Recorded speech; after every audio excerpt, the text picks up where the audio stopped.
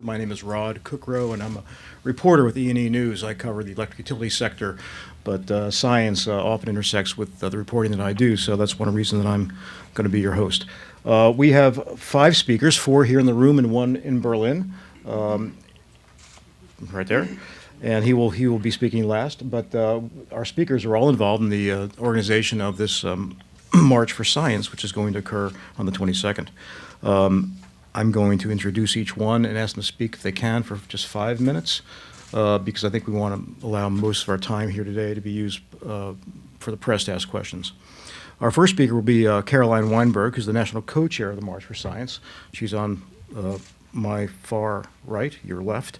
Her next speaker will be Kristian McEntee, who's the executive director and CEO of the American Geophysical Union. She's right here on my left immediately. Ayana Johnson is the co-director of partnerships for the March for Science. She's on my immediate right.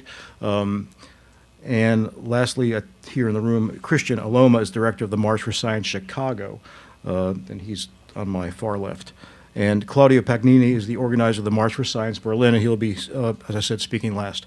So without any further adu, I'd like to ask Caroline, if you'd start off, sort of telling us exactly what's going to happen on the 22nd.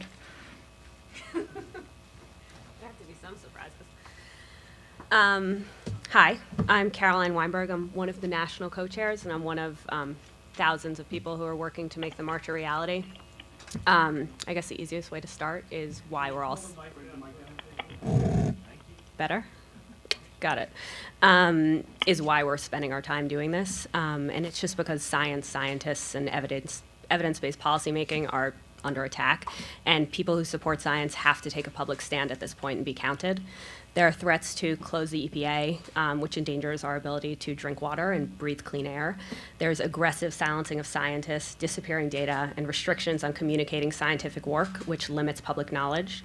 Promises of budget cuts at major scientific institutions threaten the basic research that revolutionizes science and forms the groundwork of scientific advancements.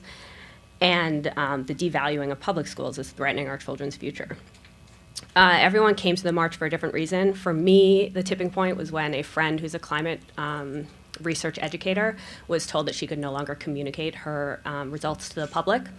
And so I decided that I should really, throw down for a March for Science and check Twitter, and it was clear that I wasn't the only person who felt this way. I was ultimately pointed to a Twitter handle at ScienceMarchDC, which had something like 50 followers, which was very impressive, and emailed the person behind it, who's Jonathan Berman. And a half an hour later, after saying we should join forces, it exploded on Twitter and leapt to 30,000 followers. I had the morning off work when it went viral, which is the only reason that I'm the person who's here speaking to you instead of one of the hundreds of people who had the other ideas. In 24 hours, 22,000 people filled out a form to volunteer. Thankfully, many of them were experienced organizers. And within 5 days, that number reached 45,000. And only 24.8% of the people who submitted a form to volunteer were actually identified as scientists. Everyone else were teachers, parents, students, science supporters, just thousands of people around the world who shared our conviction that it was time to defend the role of science in society and that science must inform policy. So after decades of policymakers ignoring scientific evidence, it's why are we finally mobilizing to take to the streets in defense of research? And it's because science is not being ignored by policymakers anymore. It's the practice of scientific research itself is being actively attacked and jeopardizing our ability to answer questions about the world. Science is responsible for the phones in your pocket, the vaccines that protect your health and the health of your communities, airbags that make your car safer, the soap you use to wash your hands. It improves food security, boosts the economy, and creates jobs. You can deny, people can deny science if they want to, but it's going to impact your life whether you want it or not. So we hope that the march is going to draw attention to the need to defend the role of science in society and policy, but what we're doing is not going to end on April 22nd.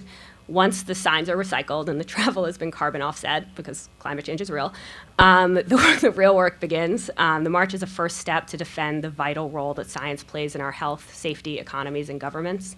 And after April 22nd, we're transitioning from organizing marches into becoming a global organization focused on science education, outreach, and advocacy. So April 22nd starts with a rally at 10 a.m. on the National Mall and a series of teach-ins where scientists can communicate their work with the public, and then it's followed by a march through the streets. But after that day is over, immediately following that, we launch into a week of action, which was spearheaded by one of the other co-chairs, Valerie Aquino. And every day is going to feature 1 or 2 action items. And over the course of the week, we're trying to channel the momentum behind the march from this kind of initial engagement of people taking to the streets to a sustained and coordinated science advocacy. Because the march isn't going to change anything unless we can keep it going after April 22nd. So we want to leverage what makes this platform unique, which is this rich network of partners and communities around the globe, and have them break down barriers between scientists and their community and create a dialogue about science and scientific research. And that's what we're working towards in the march itself and in our programming afterwards.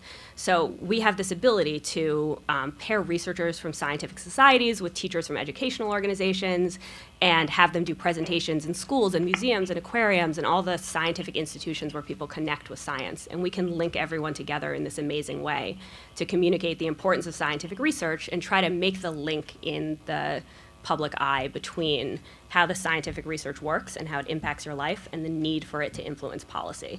Because doing this research doesn't actually benefit anything unless we can actually have it implement policy to help us change our present and future. So we exist as this hub for resources and programs that promote science and STEAM, which is not a mispronunciation. A is for art, communication and access. And we're just we're hoping to provide an infrastructure that makes it easy for everyone to continue this, that will allow scientific education and outreach to adapt to different communities and to mobilize people to advocacy for change by drawing everyone together and having them share this common goal. The fight for science will not be won through the rally and march on April 22nd. That's just the first step. We're hoping that it's going to galvanize supporters and send a message that everyone is here and will be counted. That's it. Thank you, Caroline. Our next speaker is going to be Kristian McEntee. She's Executive Director and CEO of the American Geophysical Union. Thank you and good morning. As I was introduced, I am Kristian McEntee. I'm the Executive Director and CEO of the American Geophysical Union. We are an international society of 60,000 Earth and space scientists that actually live and work in 138 countries around the globe. On April 22nd, the American Geophysical Union is going to join a long and growing list and diverse group of scientific societies and organizations, both in the United States and abroad, in supporting and participating in the March for Science. AGU and our members are participating because the March for Science aligns with AGU's mission that science is here for the benefit of humanity. The March for Science also reinforces our core values of scientific integrity, the free and open exchange of science, as well as the benefit of investing in scientific research for public good and for informing policy with evidence-based science. Concerns about the U.S. investment in science and threats to scientific integrity are not new issues. Yet, the current policy environment in Washington, D.C., as well as political events outside of the United States, have heightened anxiety about trust in scientific integrity, the level of support for educating and developing the next generation of scientists, the strength of federal support for science, and federal support for the free and open exchange of science among scientists and the public and across borders. At AGU, we believe that science is essential for our competitiveness, our safety, and our well-being. Here are a few of a myriad of examples that we think demonstrate the value of science to society. Weather and climate-sensitive industries such as agriculture, insurance, real estate, and manufacturing account for up to 40% of the U.S. economy annually, and they rely upon Earth observations like those done by NASA and NOAA to be able to perform their work and thrive in a way that is economically competitive. USGS earthquake hazard mapping, seismic standards for building design and construction, and increased public awareness of safety procedures protect 79 people in 39 states. NOAA programs designed to protect the U.S. coastal shoreline from degradation and extreme weather events protect the 39% of the U.S. population that live and work in coastal areas. Our environment, our climate, our oceans are complex and symbiotic systems. They work together in dynamic ways that we are only beginning to fully understand. Advances in science and the benefits of science to policy, technological progress, and society depend upon investment in the scientific enterprise and the free and open exchange of scientific data and information. Scientists are like all of us. They are Democrats and Republicans, mothers and fathers, friends and neighbors, colleagues, and community members. Now is a critical time in the history of our nation for scientists to share why science is essential for our well-being and our competitiveness. By participating in the March for Science, scientists and their supporters can be advocates for and speak about the vital role science plays in informing decision-making for the sake of our national security, our economy, our safety, and our public health. Thank you for the opportunity to speak with you and share why this March for Science is important, not for AGU members and scientists, but also for our society. I'd be happy to answer any questions you have during the question and answer period. Thank you, Christine. That was great. Our next speaker is Ayana Johnson, who is the National Director of Partnerships for the March for Science. And I hope you'll explain exactly what that means.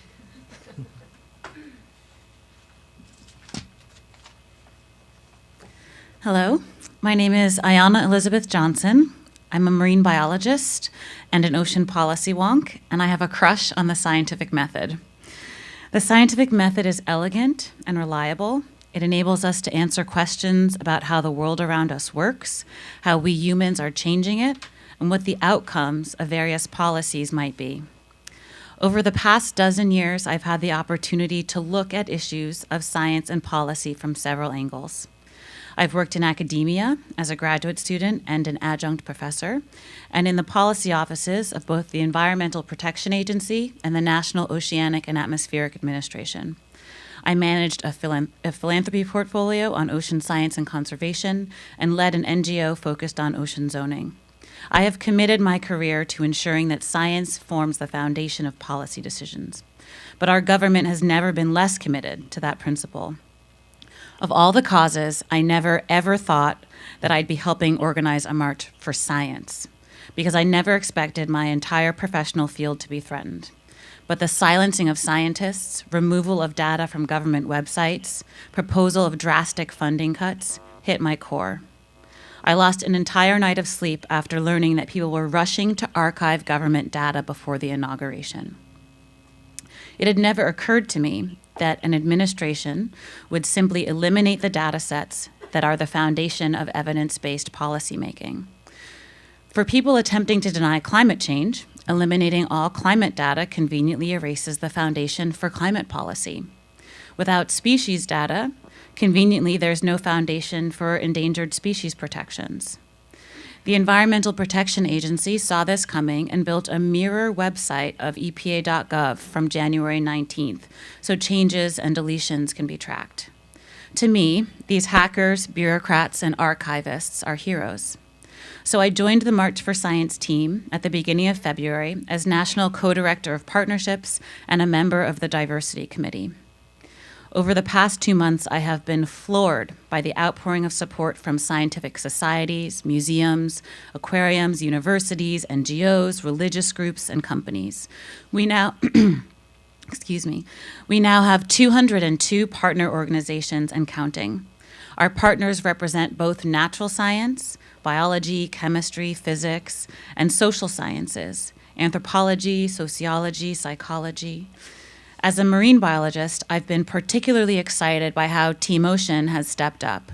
We have partnerships with the Monterey Bay Aquarium and the New York Aquarium, who do phenomenal work on science education and inspiring curiosity. And with Dock to Dish and Greenwave, organizations focused on sustainable fishing that supports our health, the ocean's health, and coastal economies and jobs. My heart has been warmed by how generously my colleagues are donating their time to build this grassroots movement in support of science, scientists, and evidence-based policymaking. This is all run by volunteers. There are now 480 official satellite marches all over the world. Each of these is an organic effort, and there are lots of local partnerships forming around each of those as well. In addition to the broad coalition that is emerging, the March for Science is inspiring critical and challenging conversations around the value of science to society, the need to make science more diverse and inclusive, and the role of science in policymaking. Issues are surfacing around sexism, racism, xenophobia, ableism, and privilege. The scientific community is but a microcosm. This pulling back of the veil is a chance to have hard but necessary discussions and to do better, individually and collectively. The stakes are high for getting this right. Hurtling forward guided by nothing but opinions and feelings is dangerous. We need facts. Facts deduced scientifically, over time, through observation, experimentation, and replication. Our health, economies, security, and cultures depend on it. So, to make this March for Science successful, we have 3 simple asks. First, turnout. Help us get people out in the streets to stand up for science. Everyone benefits from science, from weather predictions to safe drinking water to medicines to fancy cell phones. So everyone has a reason to participate. Register so we know you're coming at marchforscience.com/RSVP. Second, partnerships. We're excited to continue to expand the coalition that has emerged and to keep this coalition engaged over the long term.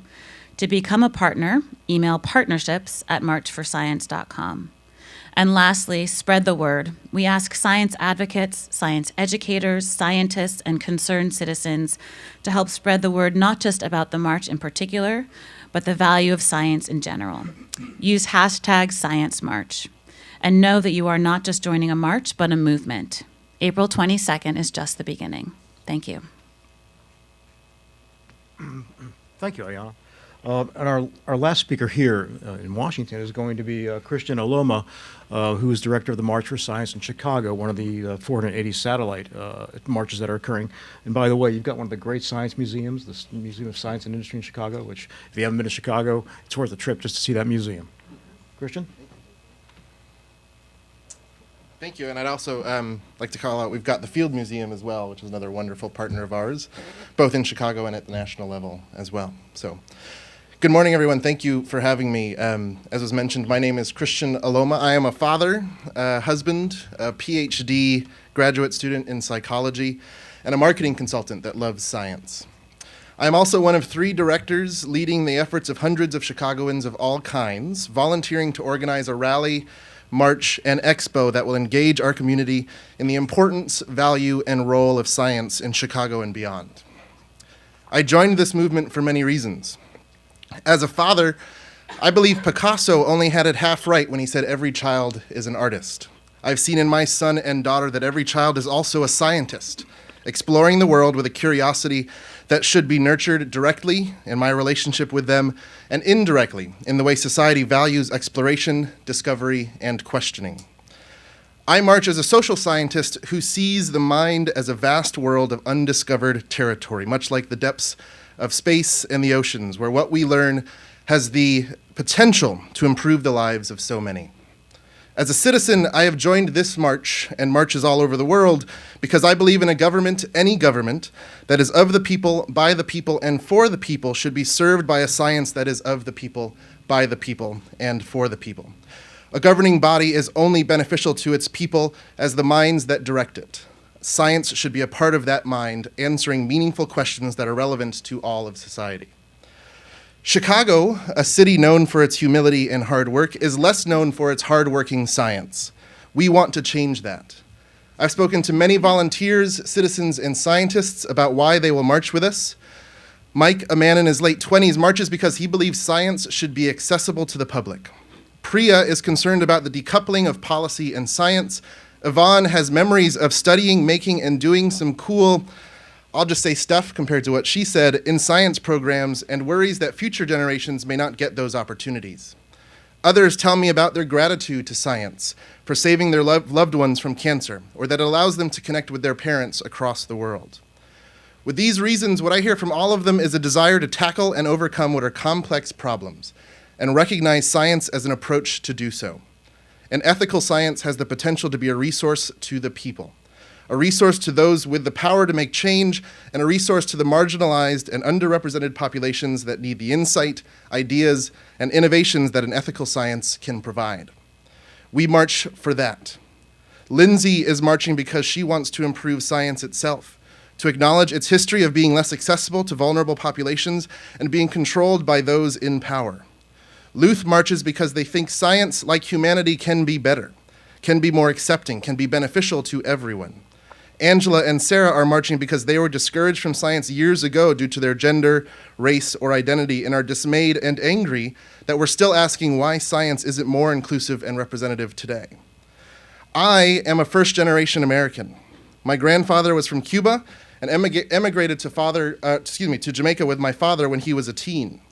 My father and mother, a native Jamaican, emigrated to the US a year before I was born. Each of them made sacrifices for their children.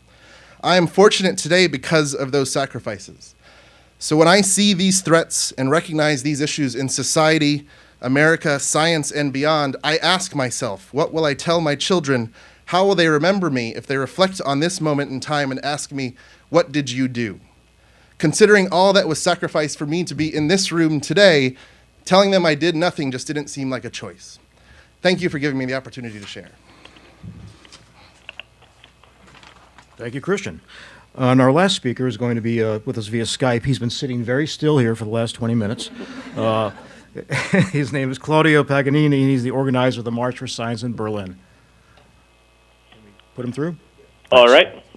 Can you hear me? Hey. Yes, we can hear you. Good. Good morning to the United States. I'm Claudio Paganini, a Swiss PhD student in mathematical physics. I'm a CEO and co-founder of Sphere, a young legal tech startup based in Berlin. I grew up in Switzerland and have lived in the US, Germany, France, and Sweden. Having a substantial part of the population putting their personal opinion above well-established facts is a problem in many places around the world. When the movement March for Science sparked in the US, it almost immediately spread worldwide. This was possible thanks to well-established global networks scientists maintain on a natural basis, as well as a lively communication over social media. For most organizers, additionally to global reasons, there are very specific local reasons why they think a March for Science is necessary in their country. Many citizens here in Europe see the March for Science as a welcome opportunity to preemptively take a stand for science and the values of the Enlightenment, encouraging people not just to tolerate science, but to truly embrace it. For us in Berlin, there are 3 core points on why we march. First of all, we want to send a strong message that science serves. There are a multitude of ways in which everybody benefits from knowledge generated by scientists. Science and the scientific method play a fundamental role in any open and free democracy. There is no freedom without freedom of science. Scientists are dedicated to the pursuit of truth. This puts them in a unique position within an open and free democratic discourse. It is important for us to communicate this to people to foster a renewed trust in experts. Our second point addresses scientists and scientific institutions. We as scientists have to learn support for science is not a God-given fact. We need to engage more actively in outreach. We don't just have to walk out of our labs and offices on April 22nd, but have to continuously walk into schools and communities. There, we have to talk about our work and the importance of science in an open and free democracy. This is a call to scientific institutions, a plea to support outreach, and more crucially, a call that outreach activities are taken into considerations when recruiting for academic positions. Our third reason is to show solidarity. Science and scientists are currently under pressure in many countries. 2 recent examples are from Hungary and Turkey. In Hungary, the far right-wing nationalist government of Viktor Orban last week passed a new law specifically aimed to disturb the operations of the Central European University founded by George Soros. The law was passed by means of an emergency protocol without any parliamentary debate. This is highly suspect and leads to the conclusion that this is meant as a direct assault on an independent and critical academic institution standing in the way of Orban's autocratic aspirations. Hungary, being part of the European Union, is guaranteed a certain basic protection of civil rights. This is not the case regarding Turkey. The government of Erdogan has taken a failed military coup last summer as an excuse to remove any academic not deemed loyal enough. Since last summer, over 2,000 people working in academia have been removed from their positions and will be replaced with regime loyalists. Considering Erdogan's strive for far-reaching autocratic power, it is to be expected that the freedom for inquiry, and therefore the academic freedom, will be severely limited in Turkey. Solidarity within the global science community is one of the common global reasons to march. There are many inspiring stories being shared around the world why people like me are marching. They can be found on Facebook and Twitter under #GlobalScienceMarch. Thanks for having me, and I'll answer questions if I'm directly addressed in the Q&A. Okay, thank you very much. We're going to turn to questions now, and there's a microphone that will be passed around since this is being recorded. If you can, please identify yourself and the organization that you report for. Who's got the first question? Yes. And feel free to direct it to one or more speakers. So. Well, hi, I'm Joe Palca from NPR. I could direct this to anyone, but I guess Caroline is the most appropriate. Numbers? Do you have to say on a permit how many you think you're going to have, or do you just say we want a permit? Can you also be a little bit more specific about where things start and where they go to in the march? And then finally, to anyone, which of the ancillary cities or the additional cities do you expect to see the most people? As to numbers, we don't have firm numbers yet. I have trouble conceptualizing of like more than 50 people showing up to something that I've had a hand in planning, so we can't really give anything firm. But but I can talk to you about the day of, which is that the grounds open at 8 a.m. and teach-ins start at 9. There's going to be 18 teach-ins where it's going to be scientists talking in a much more intimate setting to 75 to 100 people about their work and why it's important. And then there's also going to be a main stage rally from 10 to 2 that's going to be speakers and who are scientists and science supporters and people who can speak to how science has benefited them in their everyday lives, and just generally telling the story of why science is important in society and why it's important that it inform policy. And that's going to be followed starting at 2, probably more like 2:30 because what runs on time, by a march that I cannot give you the exact route for, but if you ask me again in 2 days, I will be able to. And where is this teach-in? It's all happening on the mall. And as for the biggest cities... Yeah, the second question was, what city's going to have the next most amount of people?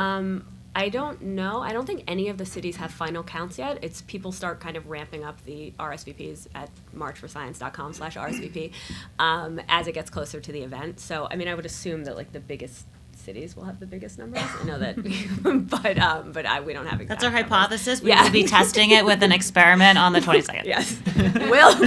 Will the cities with the largest populations also have the largest turnouts for a march? Stay tuned. But you do expect to have a number before the march of what you expect Yes. turnout to be. Okay. Who's next? Yes, back here. The microphone. Jennifer with NBC, and just following the lining of questions there with logistics, do you have any specific, I guess, renowned guests that are, or invited guests that are going to be on the list of speakers at the rally? Any A-list celebrities, anybody in particular that the crowd would be obviously looking forward to listening to, in addition to all of you amazing scientists?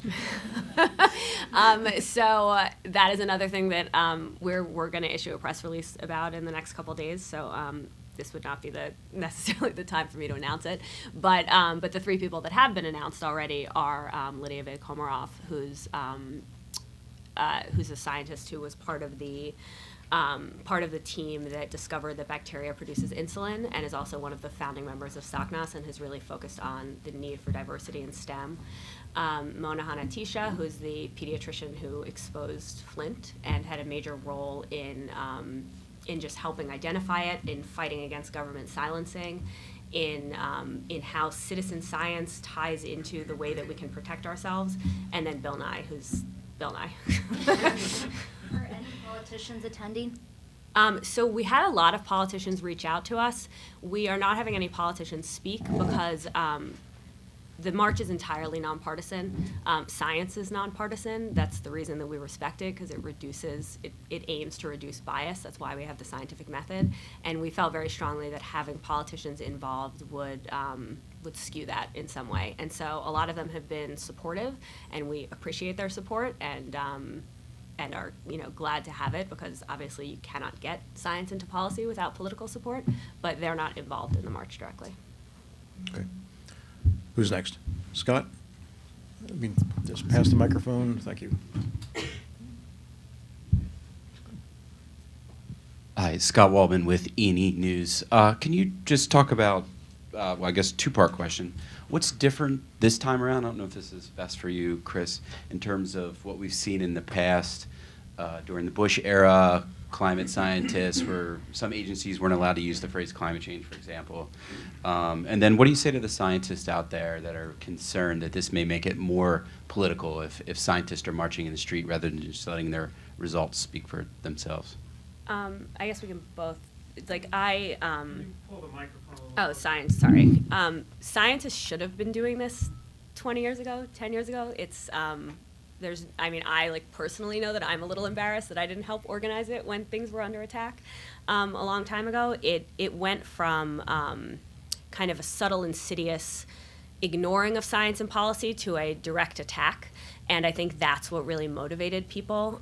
Science is political. Science belongs in policy, and it's important that scientists and science supporters speak up for the fact that science should be playing a role in policy. That's why we do our research. I'm a public health researcher, and that research is supposed to tie into how we pass kind of laws and rulings about the world, because that's the point of the research. And so I think that scientists are finally kind of mobilizing to stand about it, and the 75% of people marching who are supporters and not actual scientists feel the same way. And Kristian? Yeah. So I think a couple things are different. One is, I think there is a growing recognition even before this last election that scientists have an important role to be communicating about their science. We've seen it with AGU members when we offer training workshops for communication about science outside of scientific meetings. They always are completely booked at our meetings, so we're seeing an increased interest in that overall among the scientific community. I think the stakes are really high. The planet needs, I can speak for Earth and space science, but it relates to healthcare and a whole other things. I think the planet, it's been reported the planet's reaching boundaries of its ability to support the growing population. There's more personal experience with droughts and severe weather and pandemics and a whole host of other things. And so I think the stakes are higher overall, and I think that's motivating people to speak out. And then it's not, in this particular administration, the rhetoric is not coming from just one person. The rhetoric's coming from lots of people that have been actual misstatements of the facts. And I think that you're seeing it's not just scientists, but their supporters are saying, we want the facts to be able to make the decisions we want to make. We don't want facts squelched. Could I add to that, if I mind? One, I guess I'd like to add to that. You want to pull that closer? Thank you, sure. I think it would be also a mistake to say that this has just started now. We are actually joining a voice of scientists and activists that have been speaking up on many of these issues, and I think we've hit an energy and a peak of engagement in which we're becoming a really powerful platform to both echo those voices and bring to light more voices that haven't had the opportunity to do so. So I don't think it's just now compared to then. I think it's the energy behind those voices that has really kind of come to a feverish pitch. There's a question in the back of the room.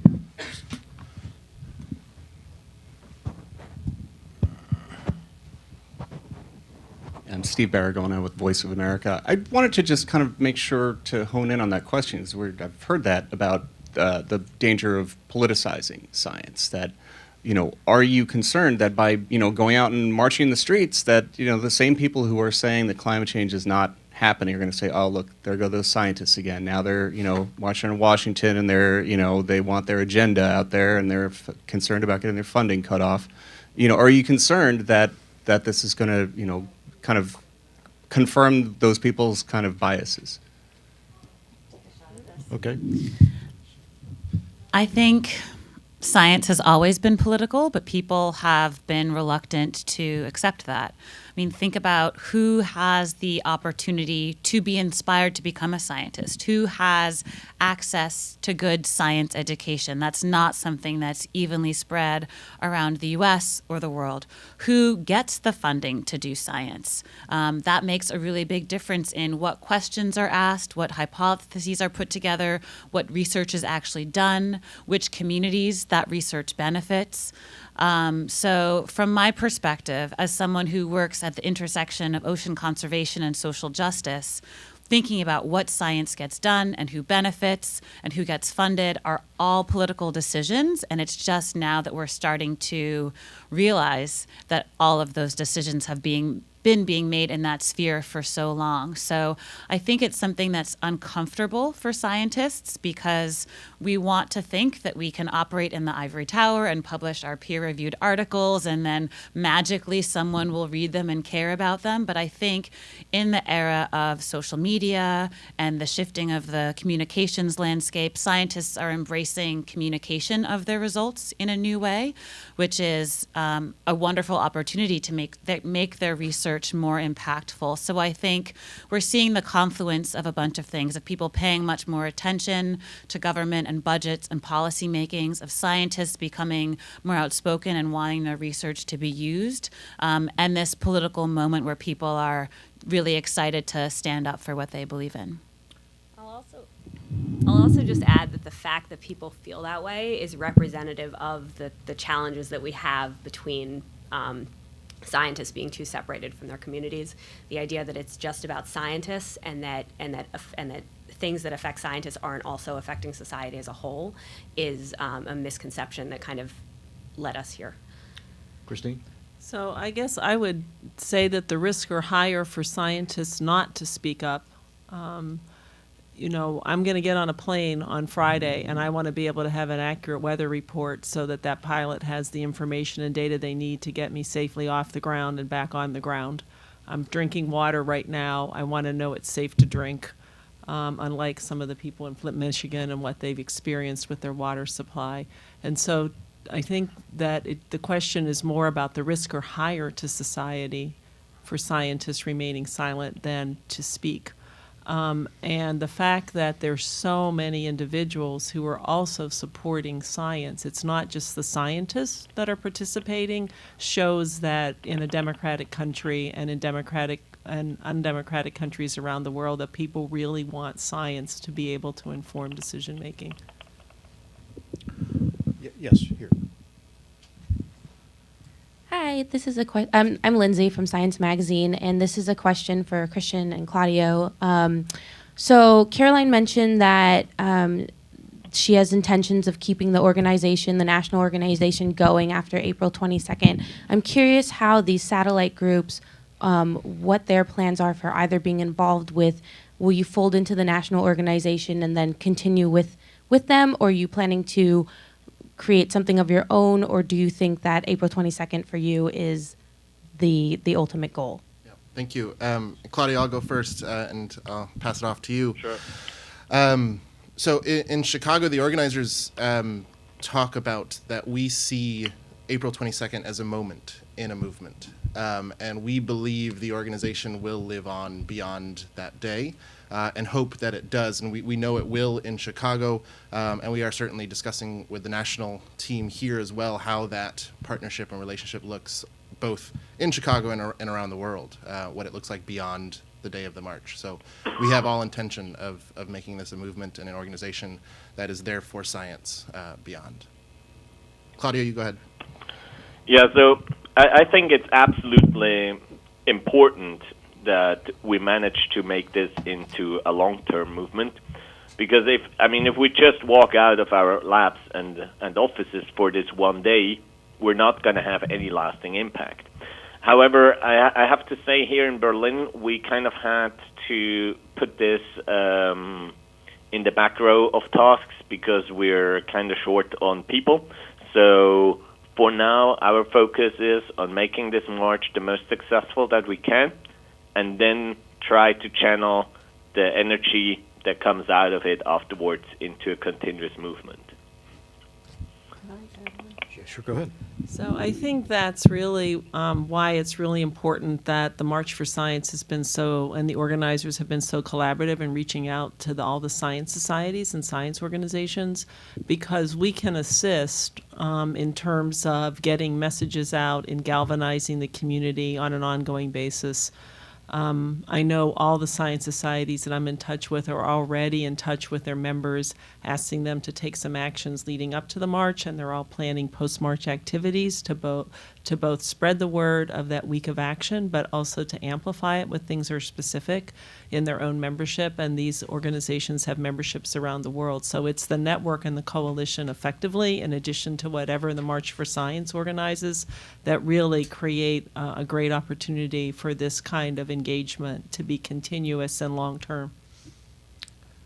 I would add quickly in relation to partnerships. I mean, that's the reason why we're so focused on building a broad and diverse coalition of partners, so that we can create something that will last. As they say, if you want to, what is that saying that I'm going to totally botch? If you want to go fast, go alone. If you want to go far, go together. And so that is why we are trying to build something as large as we can. Krista. So I don't look to you for that one next time.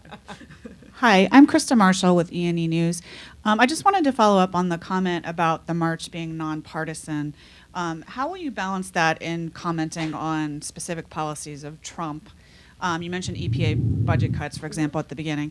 And how much do you see this march as focusing on the current administration? It's focused on the current administration to the extent that the current administration is the one that's currently influencing policy.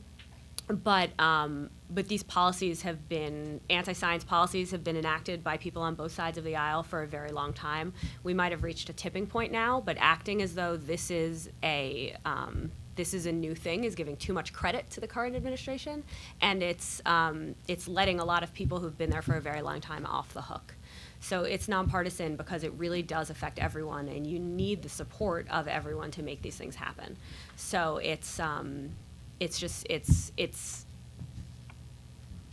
people obviously are kind of inclined to believe that it's about one side or the other, but it really is nonpartisan because you need a coalition of everyone involved. Next question, yes, right here. Can you pass the microphone up, please, to the front row? Thank you. Hi, I'm Marianne from Inside Climate News. And I wondered if somebody could talk about how you see the march dovetailing or relating or working with the People's Climate March the next weekend after your march. Are you working together with those organizers? And why have, since climate is definitely one of your focuses, why? What's the difference, and why are you distinct from? Why aren't you marching as part of the People's Climate March? In other words. So we've been in close contact with the People's Climate March. We're very supportive of it personally, like I went to the People's Climate March when it was in New York City. What they're doing is incredible. We're focused more on general science. A lot of the discussion around science in policy and science in the government revolves around climate change, and we think it's really important to leave a very firm focus on that, because that affects everyone around the world, and it needs to be discussed, but also to draw attention to the aspects of science that people don't pay as much attention to, because they don't know about how federal funding influences basic research that leads to the advancements that we rely on, and they don't think about the way that the EPA, does research on things like air quality that talk about asthma. Like it's not the same kind of focus, and we think it's really important to broaden that as well. And our week of action is, which is going to follow the march, is punctuated by the People's Climate March, and we really hope that people will go to both marches, because they both stand for really important things. I have a question that came to mind as you were just speaking. So to what extent have you been contacted by sort of the aggrieved federal scientists, many of them who work, in Washington or in the metropolitan area for NIH or EPA or DOE? Many of whom have been speaking in the press anonymously about their feelings about science policy. I mean, have you had conversations with them? Do you expect there to be a contingent of sort of federal scientists at this march? A lot of them are working with us behind the scenes. Some of them, particularly people from Obama's OSTP, are also working with us in front of the scenes, like publicly. But a lot of them are kind of reluctant to get involved publicly because they know that they're at risk. And so we actually just published on our website in the FAQs like a guide for federal scientists. What can you do? Can you participate in this? What's going to really put you at jeopardy? But there have been a lot of people who've reached out and want to help us and encourage us and get us agitated by telling us all the horrible things that are happening behind closed doors. Like I know someone from the FDA contacted me about something that had to do with deregulation, and I text messaged them, and they sent me back a link to download an encrypted app, because they were so kind of adamant that they shouldn't be communicating on something that could possibly be publicly what's the word? Intercepted. So there's been a lot of them reaching out and getting involved.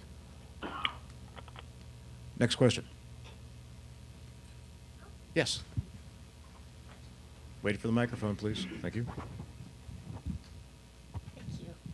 Hi, my name is Holly Wong. I'm from Research America, and I'm asking a question. So there's a lot of scientists, and they're very excited about their work, and they know that science is very important. Well, what is some good advice to them for those who say, well, but why should I be the one who advocates for my work, right? Why should it be upon me to let the public know why it's important for my work to be funded or for science to be funded? So any advice, good advice to give to them? Christine? Oh, Well, sorry. my advice would be, who better than someone who actually understands the work and then how it can go from basic research into benefiting the public. They're the best knowledgeable person about what they're working on and the value it can provide. I would also just say, like, kind of what's the point of doing research if you're not going to share it with the public? And it's your responsibility to stand up for kind of the integrity of your own research and communicate it. And so I think that as Chris said, like, scientists are the people who should be doing this. Science shouldn't only be talked about in scientific conferences and in articles behind paywalls. It needs to be publicly communicated, and it's scientists who need to step up and do that. I think to that as well. Sorry, as a PhD student, one of the notes, directions we get as part of your role as an academic is to add to this body of knowledge. And for me, the question becomes, what good is that knowledge if it's not known by others? So I think it's really important for those scientists to tell their stories, to share that knowledge, to share that data with those that could potentially benefit from it. Ayana? I would say that for scientists who need a reason, if you don't communicate about your research, it's a tree that falls in the forest. But if you do communicate the value of your research, it can save millions of lives, it can provide jobs, it can make people healthier and happier, it can connect communities. There's so many benefits to making sure that your science is used. And so I hope that scientists would think about how to maximize the benefits of their work. Yes. Hi, my name is Tawanda Johnson. I'm with the American Physical Society. And I just want a clarification. I've heard you state that scientists have to be political, but then I've also heard you state that the march is nonpartisan. Can you just please clarify again how you're being political, yet you're being nonpartisan as it relates to the march and various activities? Yeah, I mean, I guess it can seem a bit semantic, but we think there's a really important distinction between political and partisan. So it's definitely political for the reasons that I listed before about who gets funded, who gets to do science, who gets access to good science education, what communities are served by the results of science. All of that is determined by the political process. And so we encourage very strongly scientists to engage in the political process, to register to vote, to turn out to vote, to talk about the things that they have expertise in that should be used to inform policy. But we need to be holding all parties accountable for making decisions in policymaking that are based on evidence that is collected through science. So we want to hold all politicians accountable and make sure that science is incorporated into policymaking no matter who's making those decisions. Also, just in terms of the march, like it's in large part about having science inform policy, and so obviously it's political. Like it's about policy, so that it is political for all the reasons that Ayana said, and just also because that's the end game. Who's next? Yes, Joe. Give me pass the mic. Good. Again, Joe Palka. I was wondering if you could each articulate what will feel like a success at the end of the day on April 22nd? I mean, I think that having like a big crowd and having people motivated afterwards and having kind of a continued outpouring of support would be like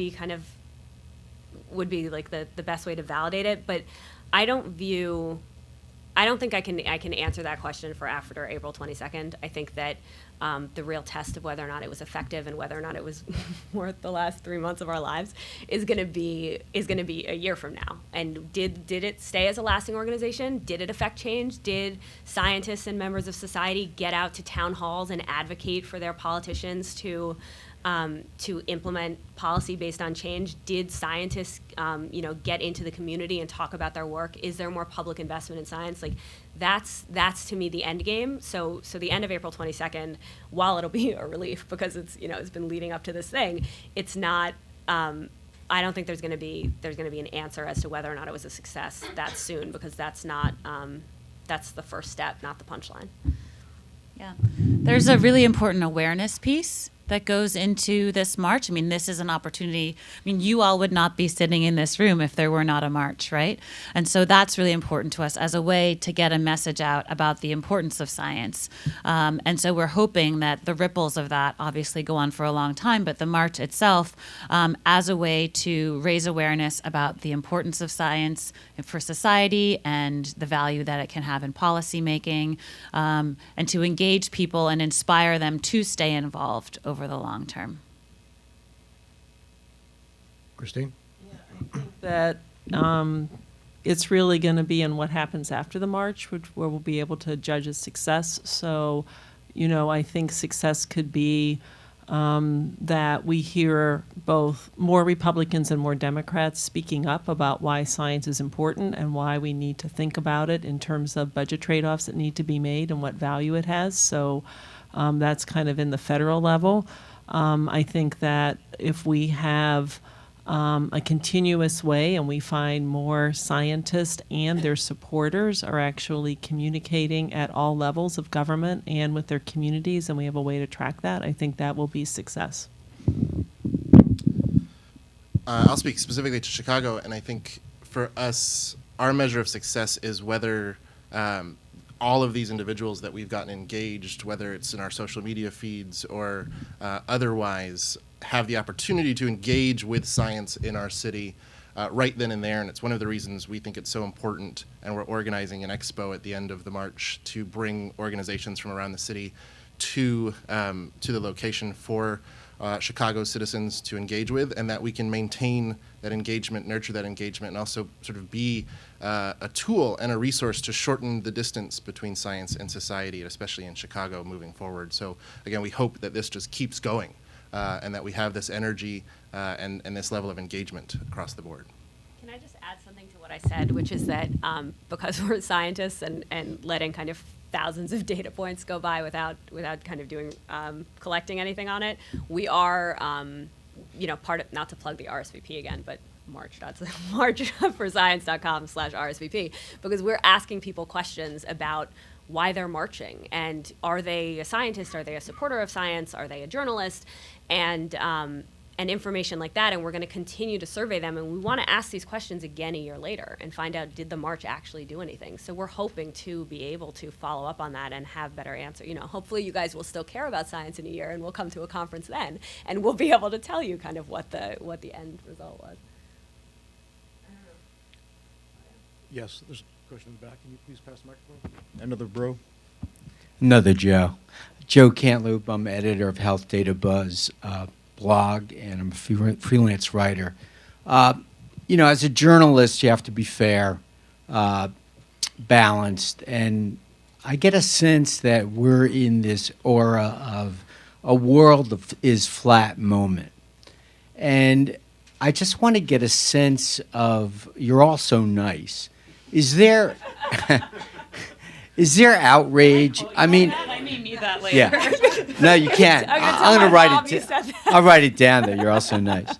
But I just want to get the level of concern. Is there outrage? I mean, basically, some of this stuff with climate change, et cetera, it's just off the charts, what's being initiated and told the public. Could I get an answer for that? I wouldn't be here if I wasn't outraged. I think that, it's outrage, it's fear, it's just a mix of emotions that that kind of motivated us all to be there. It's hope for the future. It's hope that we can actually implement change and that we can kind of preserve our safety and the safety of our planet. But what I can only speak for myself, but I know that what kind of led me to Twitter and led me to helping to organize the march was just like straight up outrage and fear, and hope that we can change things.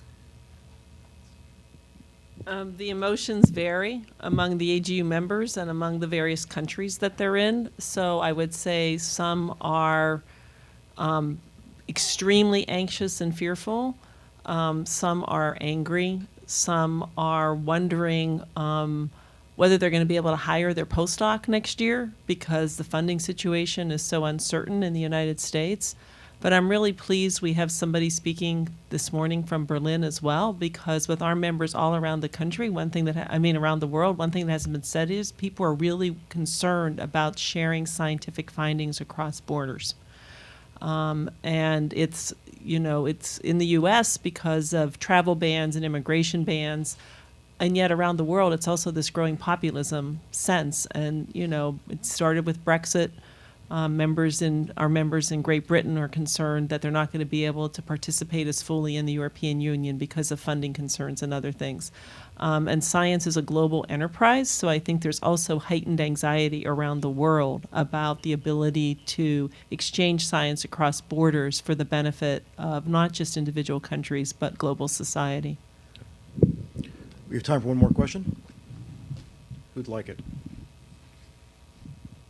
I can add something quickly to that. I mean, I'm not a person that feels rage very often, but I certainly felt like this was an amazing opportunity for me to use my academic training, my professional and personal networks to do something. So instead of being angry, I rolled up my sleeves. And so I'm really grateful for this opportunity to help to build this. I'd love to add to that question as well, which is in Chicago, we are seeing and experiencing and hearing emotions of all different kinds around these issues, and I think we make sure to provide the time to express those emotions and acknowledge those emotions. And as a student of psychology, we know emotion leads to motivation, and I think it's what is such a great responsibility and privilege as an organizer in Chicago and working with the team in DC is seeing that it's our responsibility now to help focus that energy and focus that motivation and organize it towards these issues and to create this sort of loudness, if you will, around these issues so that it is heard not just in the back room of pubs and in homes at dining tables and things like that, but on a national stage, on a global stage for all of it. So that's where we feel motivated more than anything else. Can I say something for that? So I think actually what Kristian said in his statement, that there will be, this is one of these moments where, looking back, people will ask you, what did you do? And we, all of us, just really don't want to have to say that we didn't do anything. So we think it's important to act, and that's why we all get up now and do what we can do to change things to a better way. All right. Is there a final question? If not, I want to thank you all for coming. I want to thank our panelists in particular, both here and in Berlin. I hope you got all you need to write a story. And on behalf of the National Press Club Headliners team, I'd like to thank you for being here.